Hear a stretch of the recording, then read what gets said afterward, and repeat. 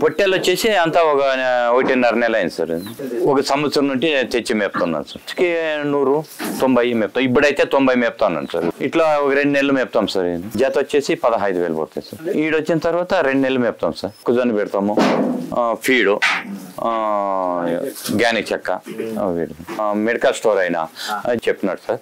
ఇది పెట్టుకోండి, పిల్లలు గ్రోత్ బాగా వెయిట్ అన్ని బాగా వస్తాయి అంటానని చెప్పినాడు సార్.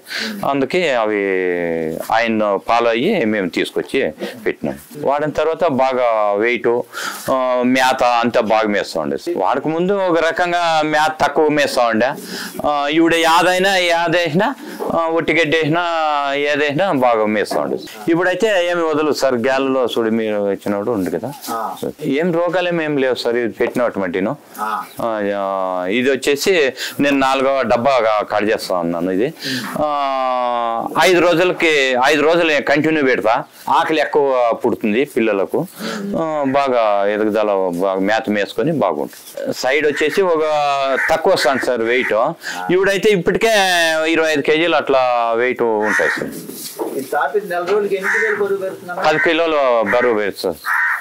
10 కిలోలు, ఒకటి 10 కిలోలు పెరుగు.